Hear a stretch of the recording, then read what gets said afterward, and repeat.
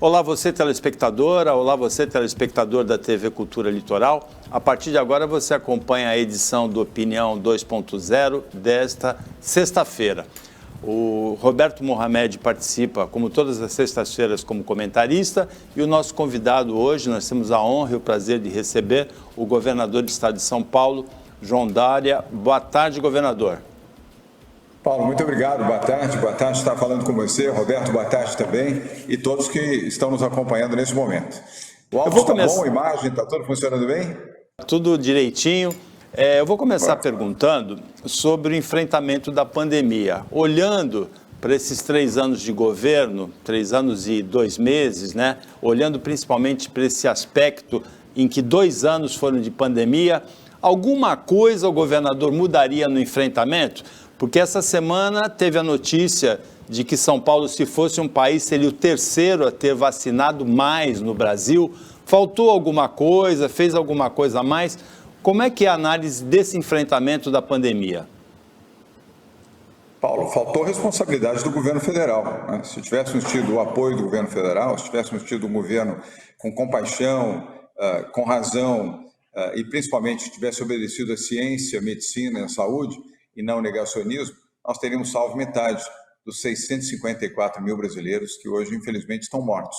Metade dessa população poderia estar viva, porque ela teria sido vacinada já desde setembro de 2020. Com isso, nós teríamos uma população vacinada com a primeira dose, já com a segunda dose até abril do ano passado, e essas pessoas estariam salvas. Ou seja, o Brasil perdeu metade dessas 654 mil pessoas que foram a óbito por falta de compostura, compaixão, atitude, posicionamento e pelos erros do governo que adotou o negacionismo e adotou a tática de dizer que era uma gripezinha, um resfriadozinho, e foi uma tragédia para o Brasil. Aliás, a maior tragédia sanitária do mundo e a maior tragédia de saúde do Brasil em qualquer tempo. Isso sim poderia ter mudado, teríamos salvo vidas, teríamos recuperado também mais rapidamente a economia, o país estaria já em outra situação. Esse enfrentamento, essa guerra sórdida e inadequada de posições falsas, as chamadas fake news, e esse negacionismo atrasou o Brasil, criou uma situação de confronto desnecessária, criou uma atmosfera de dúvida nas pessoas, principalmente as pessoas mais simples e mais humildes, e lamentavelmente levou a vida de muitas pessoas que, por não terem tomado a vacina, sucumbiram e perderam suas vidas para a Covid. No restante, aquilo que fizemos aqui, e outros governadores também, em outros estados brasileiros, fizemos o que a ciência determinava que era necessário fazer, e principalmente a defesa da vacina, Paulo. Nós já tínhamos a vacina aqui desde setembro de 2020. O Butantan, e nós autorizamos a compra, R$500 bilhão, 500 milhões de reais, compramos mais de 12 milhões de doses da vacina Coronavac, fruto de um trabalho conjunto do Instituto Butantan com o laboratório chinês Sinovac, e podíamos ter iniciado a vacinação já em setembro, vacinação que só começou em janeiro de 2021. E mesmo assim, depois de termos ido aos tribunais, tivemos que ir ao Supremo Tribunal Federal, tivemos que dialogar no Congresso Nacional, fomos ao Tribunal de Contas da União, um esforço hercúleo, e conseguimos finalmente a aprovação da Anvisa, no mesmo dia 17 de janeiro, que a Anvisa fez aquela histórica reunião de mais de 3 horas de duração. Naquele mesmo dia, 10 minutos depois da aprovação da Anvisa, Paulo, nós começamos a vacinar enfermeiras, enfermeiros, médicas e médicos do Hospital das Clínicas em São Paulo. Foram mais de 700 pessoas vacinadas naquela tarde do dia 17 de janeiro.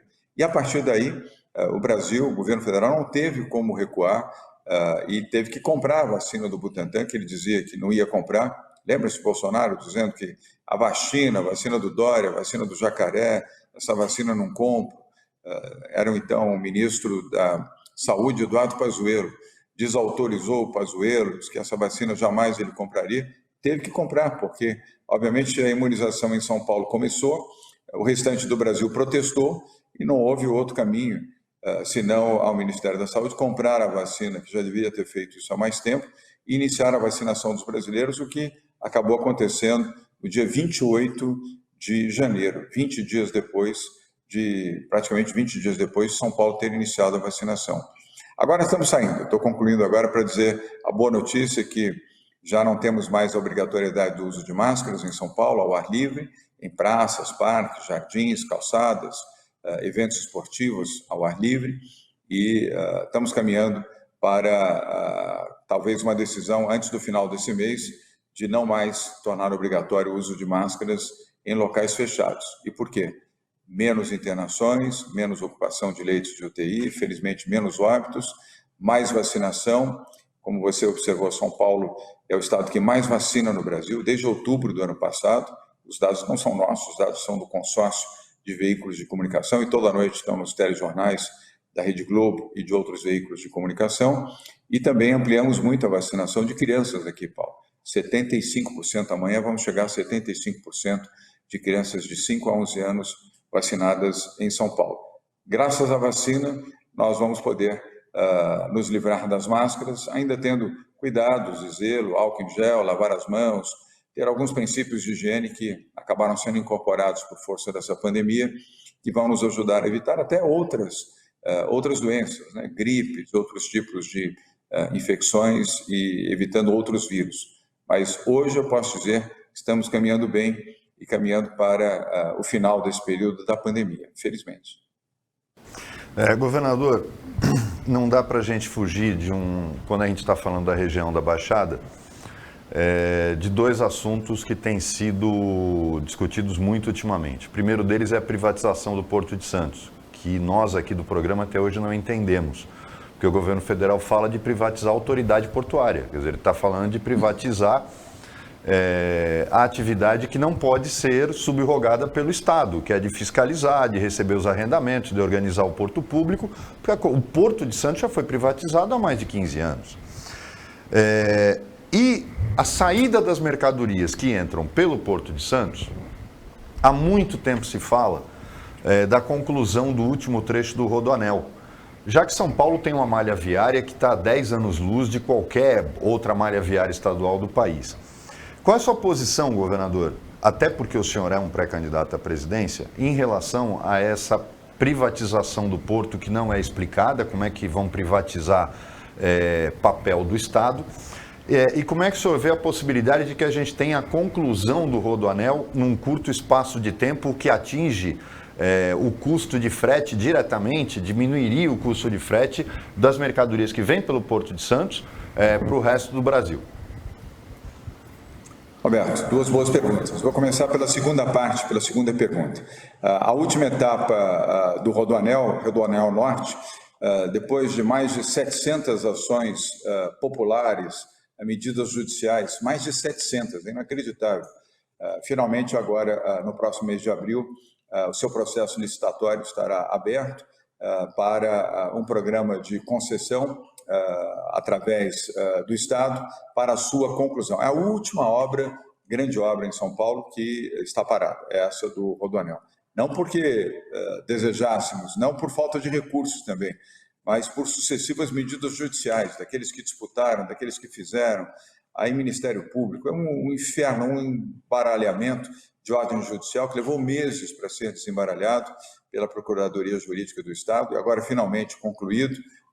Estamos nas 2 semanas finais antes de lançar o processo licitatório agora em abril e a partir daí a conclusão dessa última etapa, é o último trecho do Rodoanel, os demais trechos estão prontos e já sendo operados.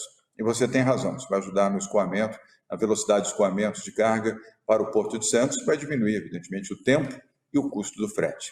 Em relação ao Porto de Santos, eu sou absolutamente favorável à completa privatização do Porto de Santos, mas a autoridade portuária ou a agência reguladora que deverá ser criada para fazer a regulação como uma agência autônoma, como uma Anvisa, uma ANAC dos portos brasileiros, ainda que o primeiro porto a ser completamente privatizado seja o de Santos, o que faz sentido, que é o maior porto do Brasil, o maior porto da América Latina, faz sentido, mas terá que ter uma agência nacional de regulação portuária independente para garantir a equidade e o bom funcionamento, seja do Porto de Santos, do Rio de Janeiro e outros que eu espero que sejam privatizados. Eu quero até dizer que se eleito presidente da República, nós vamos modular e vamos privatizar todos os portos brasileiros, de maneira correta, fazendo a modulação que gere o maior benefício possível para o Estado, que é o detentor do controle desses portos, e a melhor forma possível para garantir novos investimentos e a colocação desses portos num cenário internacional de alta competitividade. O Porto de Santos, vocês conhecem isso melhor do que eu, até porque esse é um tema debatido em Santos há décadas, não é de agora. E você, Roberto, conhece isso muito bem, fruto de conhecimento, de pesquisa e também de longos debates que você participou, e o Paulo da mesma maneira.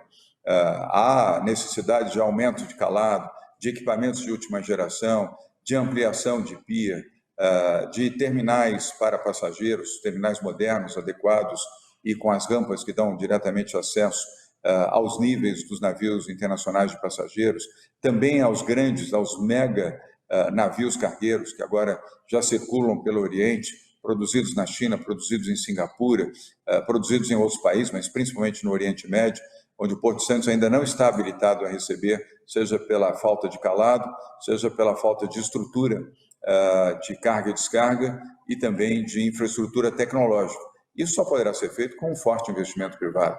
E não é pouco, o investimento é bastante expressivo e necessário. O que me chama a atenção, e eu acho que chamou a atenção de você, pelo que eu pude compreender também na introdução da sua pergunta, é a demora, é o atraso. O governo Bolsonaro fala disso desde a campanha, em 2018. Nós estamos em 2021, já na metade do mês de março, e isso não foi feito ainda. Aliás, não só não foi feito, como uma discussão etérea, interminável, naquilo que já poderia ter sido feito, pelo menos há 2 anos atrás, com uma boa modelagem, porque bastaria 1 ano de modelagem, com consultorias internacionais, para garantir a melhor alternativa para o crescimento e a utilização em melhores condições do Porto de Santos. E também isso, você sabe, vai diminuir o custo Brasil, porque você vai ter a modernização, equipamentos de última geração que poderão dar ao Porto de Santos um protagonismo internacional. Vou aqui finalizar, Roberto. Eu fui conhecer, não tem muito tempo, foi o ano passado, o Porto de Dubai, o novo Porto de Dubai. Você sabe em quanto tempo eles fizeram o Porto de Dubai?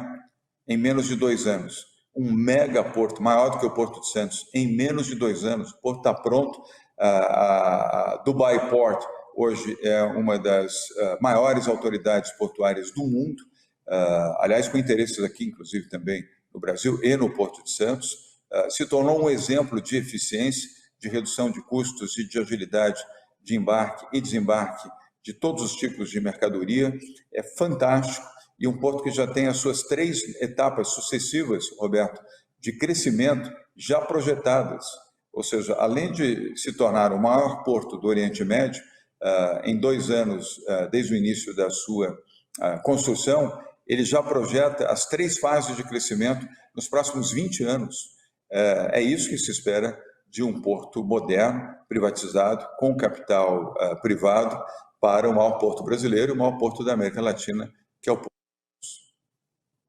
Rapidamente, que esse bloco está acabando, fica uma frustração nesse governo de não ter conseguido viabilizar a ligação seca, o túnel ou a ponte entre Santos e Guarujá? Fica, Paulo.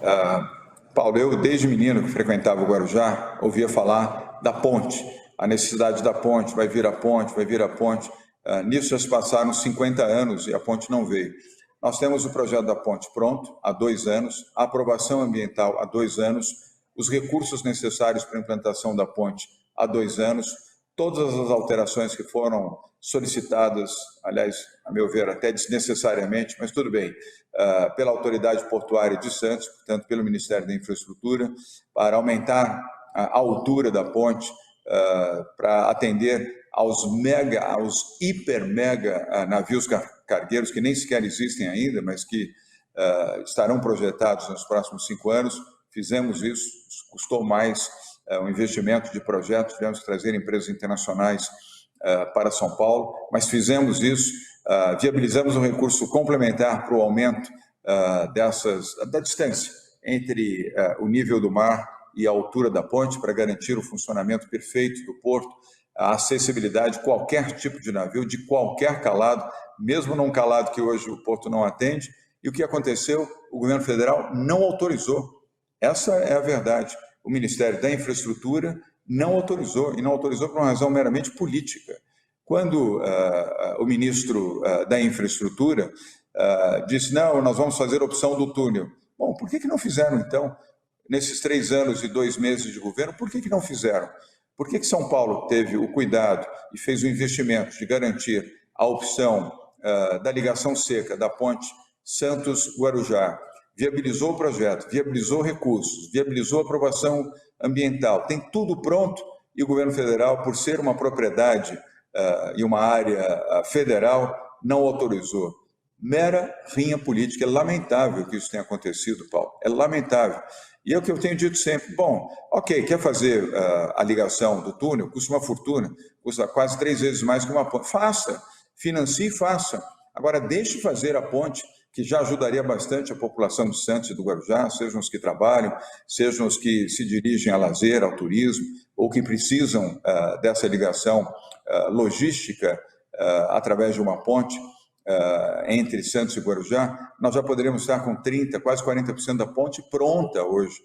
Estaríamos com a ponte pronta já até o final do ano que vem, se a autorização tivesse sido dada pelo Ministério da Infraestrutura. Então, eu não quero aqui politizar, nem falar mal do ministro Tarcísio, mas lamento que ele tenha adotado essa posição de impedir a implantação de uma ponte que é o sonho dos santistas, é o sonho daqueles que vivem no Guarujá e da população de São Paulo também, que adoraria poder seguir com seu automóvel sem ter que enfrentar a balsa ou sem ter que pegar a Piaçaguera-Guarujá para ter acesso ao Guarujá nos seus finais de semana, nos seus feriados ou nos períodos de carnaval e passagem de ano.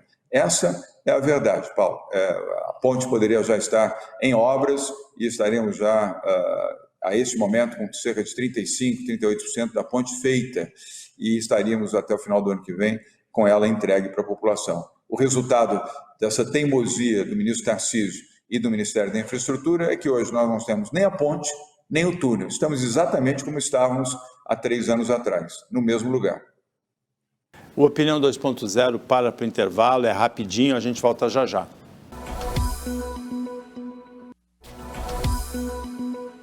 Voltando com a Opinião 2.0, que nesta sexta-feira tem como comentarista o advogado Roberto Mohamed e como convidado o governador de São Paulo, João Dória Mohamed. Governador, a gente tem que agora entrar na política. O senhor é pré-candidato a presidente da República. E a gente tem que falar um pouco de política. E eu vou puxar o gancho que o senhor deixou no último bloco, no final do primeiro bloco, quando falou desse problema do governo federal com São Paulo. Como o senhor é torcedor do Santos, o senhor vai entender o paralelo que eu vou fazer agora. O Corinthians é o grande adversário do Santos, mas o grande adversário do Corinthians é o Palmeiras. O senhor protagoniza um antagonismo explícito com o governo federal e do governo federal com o senhor. Na vida prática do cidadão, todo mundo assiste uma guerra em que não existe argumento técnico por parte do governo federal. Eles simplesmente querem barrar qualquer coisa que São Paulo queira fazer independente do governo federal, inclusive com recursos próprios, muitas vezes. Verdade. Só que, no entanto, da questão do ponto de vista eleitoral, o protagonismo hoje é Bolsonaro e Lula. E o senhor não consegue furar essa barreira. Como é que é a sua visão, em termos de política, do fato de que o senhor é o grande antagonista do Jair Bolsonaro, do governo federal, desse pessoal de extrema-direita que está no poder, mas eleitoralmente esse antagonismo não consegue entrar nesse antagonismo eleitoral entre Lula e Bolsonaro? Roberto, boa formulação, bom pensamento e mais uma boa formulação que você faz. Eu quero esclarecer aqui que eu seria antagonista também de Lula. Aliás, eu vim para a política por causa do Lula e fui disputar as eleições municipais em São Paulo em 2016, exatamente para ser um antagonista dessa roubalheira, desse assalto ao dinheiro público que o PT fez nos 13 anos de governo Lula-Dilma, especialmente no governo Lula. Eu saí da minha área de conforto como empresário bem-sucedido e resolvi, usando aí a mesma analogia que você fez, de sair da arquibancada ou da numerada e ir para o campo para fazer o enfrentamento. E assim fiz. E comecei a campanha com 1% na pesquisa Ibope, naquele momento, 8 meses antes da eleição, e terminei em primeiro lugar, me elegendo no primeiro turno com 53% dos votos, vencendo Fernando Haddad, que era o prefeito de São Paulo, então candidato à reeleição, vencendo Lula, que não estava preso e fazia campanha para Fernando Haddad diariamente, e vencendo Dilma Rousseff, que era presidente da República e operava para Fernando Haddad todas as semanas, destinando rios de dinheiro para a Prefeitura de São Paulo, com o objetivo de perpetuar o poder do PT aqui na capital de São Paulo. E eu vim para a política exatamente para confrontar isso. E por quê, Roberto? Eu concluo nessa parte. Porque eu não acredito que os fins justificam os meios. Ninguém pode roubar dinheiro público, ninguém pode fazer petrolão, assaltar os cofres da Petrobras, ainda que diga, não, eu estou fazendo políticas públicas para diminuir as diferenças sociais, para mitigar a pobreza, para diminuir a vulnerabilidade dos mais pobres. Ótimo, faça isso, ajude os mais pobres, é necessário, dê amparo, dê trabalho, dê comida no prato aos mais pobres, mas não roube o dinheiro público. Não faça safadeza com o dinheiro público, não minta para a opinião pública. E, lamentavelmente, o que faz Bolsonaro hoje é a mesma situação que Lula fez, ele mente para a opinião pública, ele contribuiu para mais de 350 mil mortes de brasileiros que não receberam vacina e que perderam suas vidas entre essas 654 mil vidas que se foram, e ainda defende a rachadinha dos seus filhos, impedindo que a justiça avance nas investigações. Quem rouba 1 milhão e rouba 1 bilhão é ladrão da mesma maneira. O ladrão de 1 bilhão e o ladrão de 1 milhão, ambos são ladrões. O Código Penal penaliza ambos. Então, eu vou disputar, sim, a campanha, somando forças, se possível, com outros nomes e outros partidos, para construir a melhor via. Eu não digo nem, Roberto, a terceira via, mas a melhor via. Uma via que traga para a população brasileira, primeiro, esperança de que o Brasil pode ser melhor do que é. Depois, a esperança e a convicção de que pode ter um presidente que não roube o dinheiro público. Eu sou governador de São Paulo há 3 anos e 2 meses, ao lado do Rodrigo Garcia, nosso vice-governador, aliás, um homem correto, íntegro e um grande colaborador. São Paulo tem um orçamento de 287 bilhões de reais. Roberto, é um orçamento maior que da Argentina, maior do que do Chile, maior do que do Peru. E aqui em São Paulo não se rouba o dinheiro público. Aqui não se assalta o dinheiro público em nome de quem quer que seja. Ainda que façamos aqui políticas sociais como dignidade íntima, como alimento, a cesta do alimento solidário, o programa do Bolsa Trabalho, a Bolsa do Povo, todos os programas sociais que realizamos aqui, incluindo o Vale Gás, mas para isso nós não precisamos roubar o dinheiro público, nós fazemos isso dentro de critérios de transparência, seguindo o que determina a lei. E olha, eu trabalho para chuchu, não ganho nada, eu devolvo meu salário todos os meses, eu sou obrigado, a Constituição Estadual me obriga a receber o salário, mas eu recebo de manhã, na hora do almoço, eu deposito no Fundo Social de Solidariedade, já depositei mais de 340 mil reais de salários desde o dia 1º de janeiro de 2019. E adoro trabalhar, adoro o que eu faço, eu tenho paixão por fazer o que eu estou fazendo, para ajudar as pessoas. Eu construí, Roberto, Paulo, minha vida no trabalho, na dedicação. Comecei modestamente como office boy de uma agência de publicidade quando eu tinha 13 anos de idade em São Paulo. Trabalhava de dia, estudava à noite numa escola pública, a Escola Professora Marina Sintra. E trabalhava, sabe por quê, Roberto? Porque não tinha luz na minha casa. Minha mãe não tinha dinheiro para pagar a luz da minha casa. Nós tínhamos vergonha, porque as casas em volta tinham luz e as famílias sabiam que na nossa casa não tinha luz, porque minha mãe não tinha dinheiro para pagar a luz. E eu fui trabalhar para ajudar minha mãe aos 13 anos de idade. Bati em 12 portas até conseguir um emprego modesto, mas digno de office boy. E aí comecei a minha vida trabalhando para tentar minimizar o sofrimento da minha mãe e as dificuldades que nós tínhamos. Durante 8 anos, Roberto, eu não comi carne. E não comi carne porque minha mãe não tinha dinheiro para comprar carne. O alimento da minha casa era arroz, feijão, ovo e farinha. Farinha, arroz, ovo e feijão, todo dia. E nós tínhamos que agradecer a Deus, como agradecíamos, de ter algum alimento ainda na mesa, apesar de todas as dificuldades. Foi por isso que eu comecei a trabalhar. E por trabalhar bem e ser dedicado, essa foi a melhor herança que recebi do meu pai e da minha mãe. Ser honesto, ser decente e ser trabalhador é que eu pude enriquecer sem roubar o dinheiro de ninguém, sendo uma pessoa honesta, e vim para a vida pública, primeiro na prefeitura, onde também abri mão de todos os meus salários, Não recebi um único centavo como prefeito de São Paulo, como não recebo agora como governador. Eu não uso carro oficial, não uso a residência oficial aqui no Palácio dos Bandeirantes. Eu estou falando com vocês aqui do Palácio dos Bandeirantes. Aqui tem uma residência de 400 metros quadrados aqui ao lado. Eu não uso nada, absolutamente nada. Moro na minha casa, pago as minhas despesas de almoço, jantar, café da manhã. Os meus funcionários sou eu que pago, não tenho dinheiro público para absolutamente nada, exceto segurança, que eu sou obrigado a ter, também por determinação constitucional. Fora disso, são os meus recursos. E eu faço isso porque eu amo o meu país, eu amo o Brasil e quero bem ao Brasil. E quero poder contribuir também, como eu tive essa oportunidade, como eu consegui aqui em São Paulo, mesmo sendo filho de baiano, de alguém que, como meu pai, chegou aqui pobre e enfrentou todas as dificuldades, mas essa cidade e esse estado abriu o coração para o meu pai. Eu agora abro meu coração também para São Paulo, como estou fazendo como governador do estado, e para o Brasil. E esse é o bom exemplo, Roberto e Paulo, que eu desejo para o Brasil. Aqui em São Paulo não se rouba o dinheiro público, aqui se faz política educacional de qualidade. Tínhamos 100 mil alunos em escola de tempo integral em janeiro de 2019. Sabe quantos temos hoje? 1.122.000.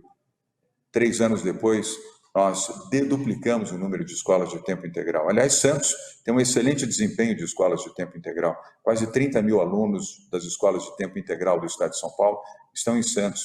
Um bom trabalho realizado pelo governo de São Paulo e pela Prefeitura de Santos, que, aliás, tem um grande prefeito, o Rogério Santos, que é competente, sério e dedicado. Isso, sim, é o grande legado para o Brasil. Educação. Educação transforma um país. Geração de empregos. Nesses 3 anos, São Paulo gerou 2.520.000 novos empregos. Os dados são do CAGED, do Ministério do Trabalho, os dados não são do governo de São Paulo. E aqui o governo de São Paulo cresceu 5 vezes mais o PIB, o Produto Interno Bruto, do que o Brasil. O Brasil fez 1,5% de crescimento do PIB. São Paulo fez 8% de crescimento, 5 vezes mais, estando no Brasil e enfrentando 2 anos de pandemia. Boa gestão, boa equipe, bom time, ninguém roubando dinheiro público e todos trabalhando para chuchu, todos trabalhando sábados, trabalhando de segunda a sábado, em média 14, 15, e eu muitas vezes já ultrapassei aqui 16, 17 horas de trabalho e não reclamo. Por quê? Quando se tem paixão pelo que faz e quando se faz com a certeza de estar fazendo bem feito, essa é a grande motivação para se trabalhar. O Brasil tem jeito, Roberto, o Brasil tem jeito, Paulo. O jeito é trabalho, dedicação e honestidade. Governador, o senhor tem feito algumas... existem algumas características no seu governo que é por isso que chama atenção e é a pergunta que eu vou fazer agora, mas estamos puxando carona no que o senhor falou anteriormente. Além da questão da vacina, que o Datena descreveu como um gol de bicicleta muito bonito, que ainda tem gente que tem coragem de falar que é feio, o governo Bolsonaro, no início do governo, queria levar o Grande Prêmio de Fórmula 1 para o Rio. O senhor quietinho foi lá e renovou para Interlagos por mais alguns anos, manteve em São Paulo e cimentou qualquer possibilidade dele mexer em relação a isso. Tem uma outra coisa que também chama atenção, é a quantidade de operações que a Polícia Civil tem feito contra aquilo que se pode chamar de, na inteligência policial, de sufocar financeiramente o crime organizado e que talvez tenha até pouca divulgação, porque esta é uma operação a longo prazo, mas tem sido feita em São Paulo, que é mais efetiva até contra o crime organizado do que as ações da Polícia Federal.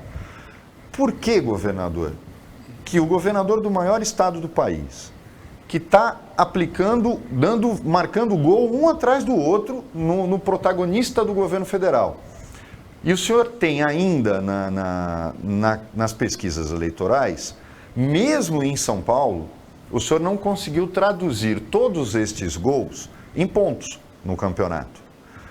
O senhor aposta que é exatamente o que aconteceu na campanha para prefeito e para governador, em que o senhor... No início do pra valer, o senhor mostrou que treino é treino, jogo é jogo, e que quando a disputa realmente começar, o senhor vai repetir a mesma história? O senhor planeja para a sua campanha eleitoral a mesma estratégia que o senhor teve como para prefeito, em que o senhor era o novo na política, agora o senhor já é político, não dá para dizer que é novidade, e que foi também para governador, quando o senhor começou lá embaixo? A estratégia é a mesma, governador?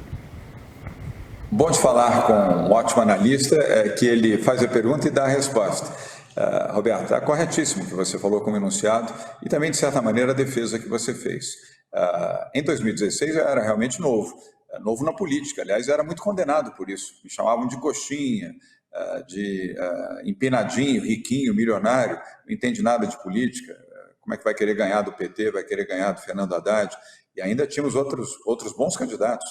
Em 2016, Marta Suplicy, Luiz Erundina, Celso Russomano, Major Olímpio, ele ainda vivia naquele tempo, infelizmente perdeu sua vida o ano passado, eram bons candidatos, haviam outros, eram 13 candidatos. O que tinha menos possibilidade de vencer era eu. E em 2018, já tendo passado pela experiência da Prefeitura de São Paulo, a maior cidade do país, eu era o quarto colocado na pesquisa. Perdia longe do Márcio França, do Paulo Scaff, dos candidatos que se apresentavam, todos com uma vivência muito maior do que aquela que eu tinha na vida pública, e também era classificado como uma pessoa que não tinha a menor chance de vencer as eleições de 2018. Aliás, eu me lembro, inclusive, na sexta-feira, antevéspera da eleição, Roberto, sexta-feira, antevéspera da eleição, o Datafolha, que é um instituto sério de pesquisa, eu respeito o Datafolha, mas o Datafolha abriu manchete na sexta-feira dizendo: Márcio França será eleito governador de São Paulo. E no domingo, eles tiveram na edição eletrônica, virtual, o jornal teve que se emendar e dizer: João Dória eleito governador de São Paulo. Erraram na pesquisa. Portanto, eu tenho não só convicção, como determinação de trabalho e a certeza de que a eleição só se conclui quando você apura o último voto. Eu dei esse exemplo em 2018, um jornal sério, como a Folha de São Paulo, eu respeito e eu qualifico desta forma, assim como o Instituto Datafolha, que é vinculado à Folha, é um instituto sério, mas erraram na pesquisa e a pesquisa levou o jornal a indicar uma manchete de primeira página errada, equivocada. Essa será uma eleição curta para a presidência da República, assim como para os governos estaduais, senadores, 1/3 do Senado, e deputados federais e deputados estaduais. O horário eleitoral começa em 15 de agosto, e a partir daí, o famoso pega para capar, Roberto, vai começar aí. É aí que você vai ter pesquisas que vão reproduzir com melhor confiança as expectativas da população. Por que isso não acontece hoje? Porque o povo não está preocupado com pesquisa, não está preocupado com a eleição. Roberto, Paulo, não estão mesmo, e é natural, as pessoas estão preocupadas com a comida no prato, com a vacina no braço, agora a vacina dos seus filhos, em manter o seu emprego ou retomar o emprego que perdeu. Ninguém está preocupado com a presidência da República. A partir do início do horário eleitoral, aí sim. E aí você tem uma campanha muito rápida, uma campanha de 60 dias, e que será decisiva. E aí sim vai vencer o melhor. Eu quero ver o Lula entrar no debate comigo. Eu quero ver o presidente Bolsonaro entrar no debate comigo. Aliás, o Bolsonaro não gosta de debater, porque ele é fraco, sua capacidade de inteligência desse tamanho, ele vai fazer de tudo possível para não ir a debate algum. E o Lula, eu sei desmascarar o Lula. Eu sei quando ele mente, sei a forma com que ele mente e a convicção com que ele mente. E eu vou fazer um enfrentamento nos debates para falar a verdade. E vou dizer: Lula, aqui em São Paulo nós não roubamos o dinheiro público e geramos 2,5 milhões de novos empregos. Aqui em São Paulo não roubamos o dinheiro público e geramos aqui crescimento econômico em São Paulo, apesar das dificuldades do Brasil. E aqui não houve roubo e assalto em nenhuma estatal de São Paulo. Aqui nós diminuímos estatal, Lula. Aqui reduzimos 5 estatais. Enquanto ele quer reestatizar, aliás, anunciou isso essa semana, dizendo que empresas que estavam privatizadas serão reestatizadas. Olha o tamanho do absurdo que ele pronunciou, ou dizendo que a reforma trabalhista terá que ser revista, quando a reforma trabalhista feita no governo Temer foi correta e foi bem feita e foi importante, inclusive para a proteção da classe trabalhadora e o estímulo para que os empregadores, as empresas, possam gerar mais empregos. Então, há um caminho sim, Roberto. É preciso resiliência, paciência, determinação. Nada vai mudar, a meu ver, nos próximos 60 dias. Abril e maio, pouquíssima mudança. Vai ver essa mesma situação da bipolarização Lula-Bolsonaro vai se manter ainda em abril e maio.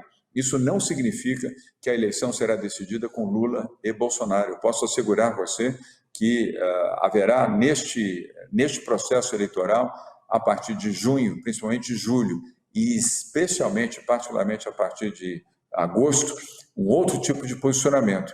E aí sim a população vai ter a possibilidade de discernir e escolher qual o candidato que vai lhe trazer esperança, vai trazer emprego, vai trazer educação para os seus filhos, vai trazer uma condição melhor para o Brasil e uma proteção sobretudo aos mais vulneráveis e aos mais pobres.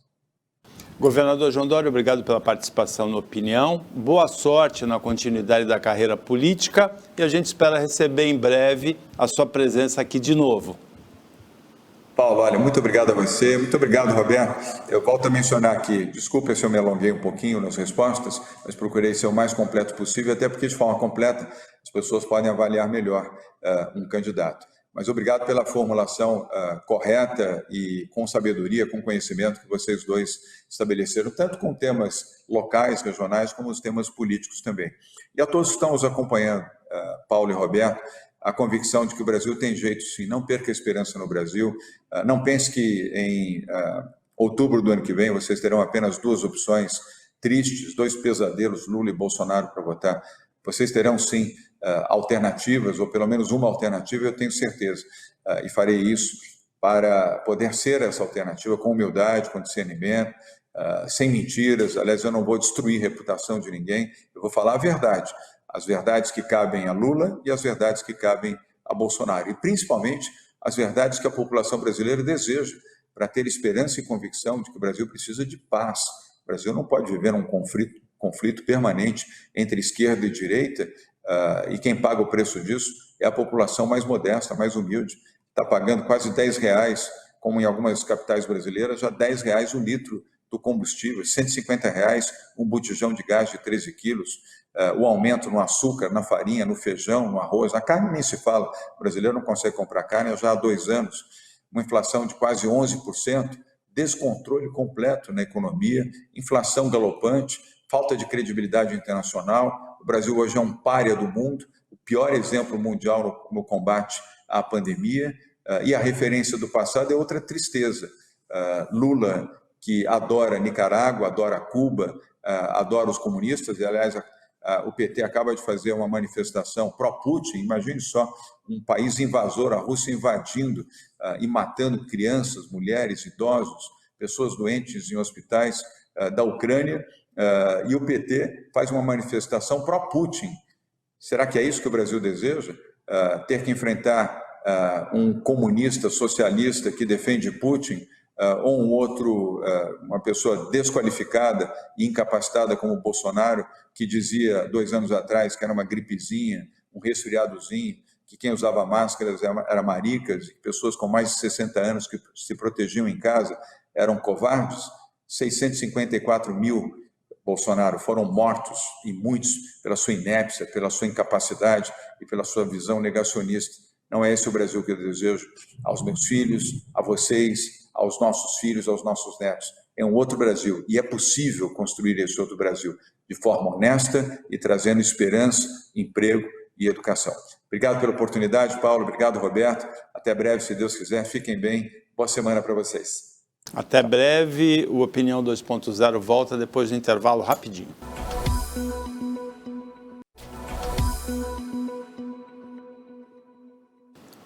Voltando para o último bloco do Opinião 2.0 desta sexta-feira, nos 2 primeiros blocos nós tivemos o prazer, a honra de receber a participação do governador João Dória.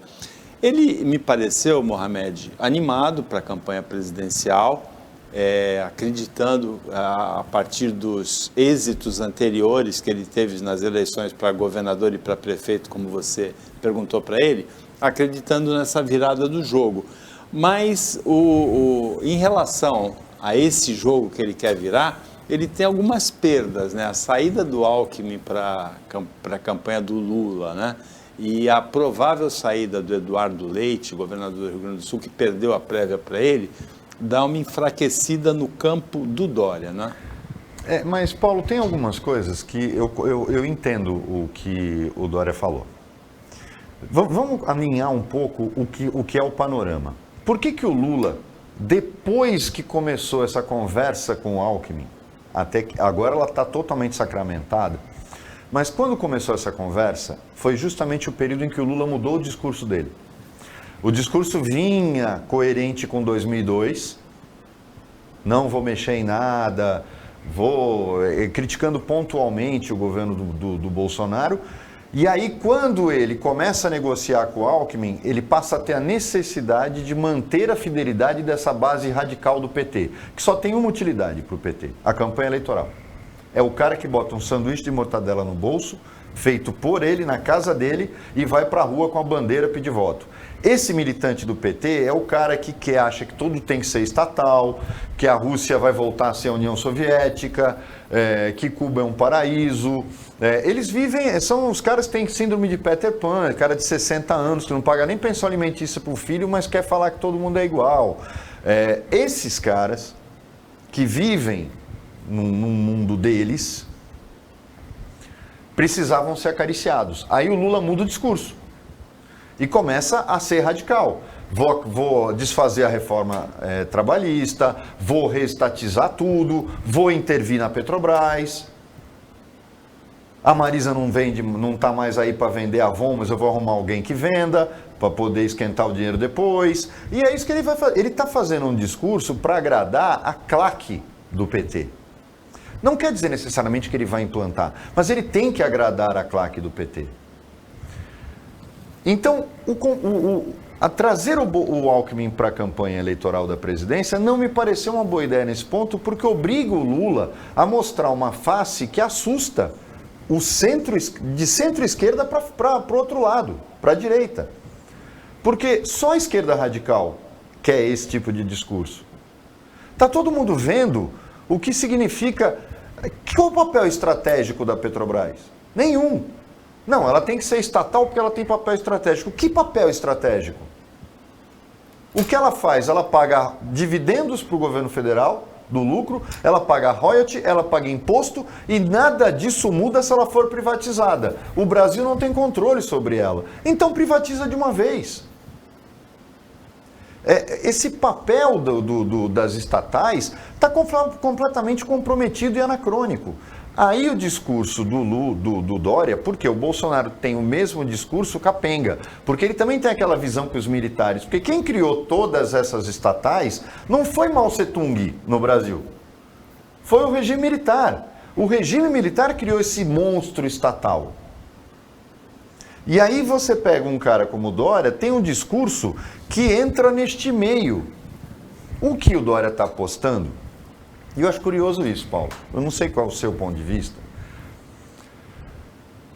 A eleição do Bolsonaro foi calcada na internet, nas redes sociais.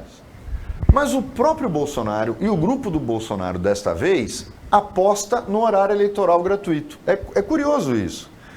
Se você analisar bem, todo mundo passou 6 meses depois da eleição dizendo que a campanha do Bolsonaro tinha enterrado a importância do horário eleitoral gratuito, ou seja, da mídia tradicional na campanha eleitoral. Que o que iria prevalecer a partir daquela campanha do Bolsonaro seria a campanha na internet. E a gente olha agora, não é só o Dória que está apostando no horário eleitoral gratuito. O Lula está apostando no horário eleitoral gratuito e o Bolsonaro está apostando no horário eleitoral gratuito. Ou seja, os três estão apostando na mídia tradicional. Não sei se é porque existe a certeza de que o Supremo e o Tribunal Superior Eleitoral vão atuar de uma forma muito forte contra as redes sociais, em relação à propagação de mentiras, de redes, e que a fiscalização vai ser muito forte, ou se entenderam que, na verdade, a vitória do Bolsonaro não foi só devida à rede social, mas ao fato de ele ter encarnado a imagem do anti-PT. Só ele encarnou esta imagem. A gente pode fazer um paralelo. O que foi Beto Mansur em Santos. Beto Mansur era Beto Mansur enquanto ele era a imagem anti-PT. Quando ele descola da imagem de ser o anti-PT na cidade, ele cai para 5º lugar numa campanha para prefeito, ele se elege a deputado federal sempre na carona, primeiro de Maluf e depois de Celso Russomano. Por quê? Porque ele volta a ter o tamanho real da política.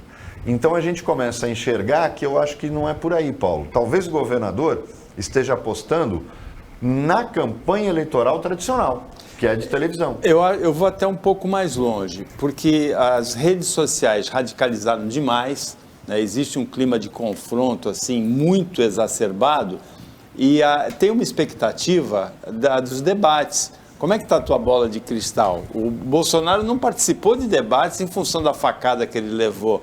E o governador se expressou bem. O Bolsonaro é frágil no debate, não tem equilíbrio emocional. O debate para o Bolsonaro é um complicador. E o Lula também vai passar o debate todo sendo chamado de ladrão. A gente já sabe que todo mundo vai falar para ele. Em contrapartida, se você lembrar bem, os debates entre João Dória e Márcio França, até hoje são assistidos na internet, porque eles têm tudo, eles têm humor, eles têm agressão, eles têm ataque, mas mostrou duas pessoas, dois políticos que não tinham medo de se enfrentar. Eu acho que essa foi a maior característica daqueles debates. Na minha opinião, é 10 para os dois naqueles debates, porque os dois se enfrentaram, e é isso que você espera no debate. O debate é o ringue eleitoral.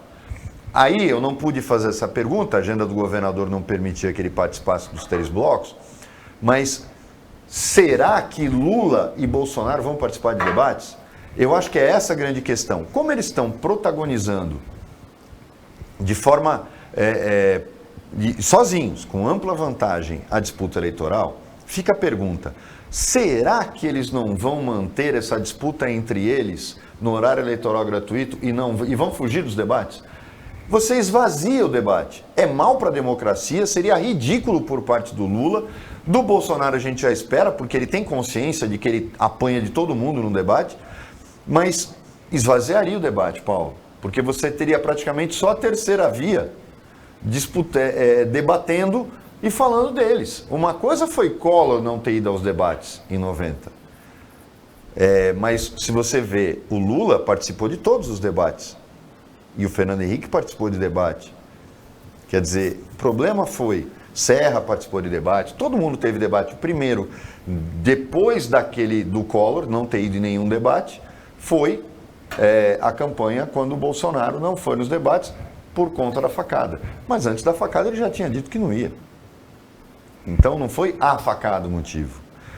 A verdade é que a gente vê claramente que o governador está apostando num cenário que eu não sei se vai se concretizar, porque eu acho muito difícil que Lula e Bolsonaro compareçam aos debates. Eu não sei qual é a sua opinião.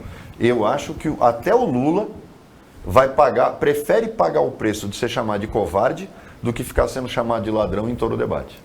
Eu tenho a impressão que o Lula participa dos debates e o Bolsonaro, eu tenho dúvidas, porque o Bolsonaro, se ele sair do debate sem a desculpa da facada, fica muito ruim para ele, né? Fica, mas às vezes eles preferem pagar esse preço apostando no seu eleitorado fiel e deixar para um segundo turno o debate entre os dois. Aí eles vão, porque aí é uma briga, embora o Bolsonaro não tenha participado nem no segundo turno. Né?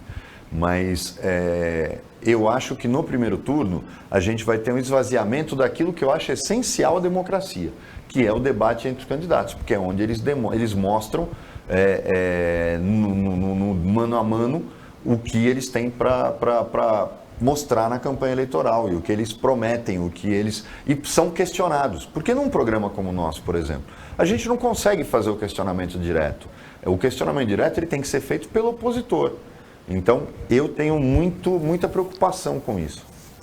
Com isso, chegamos ao final da Opinião 2.0 desta sexta-feira, agradecendo ao governador João Dória a participação, ao Roberto Mohamed a participação como comentarista, a equipe técnica e de jornalismo do Sistema Costa Norte, agradecendo a você que acompanhou a gente mais essa edição. Até segunda-feira, nesse mesmo horário, e um ótimo final de semana para você que você merece.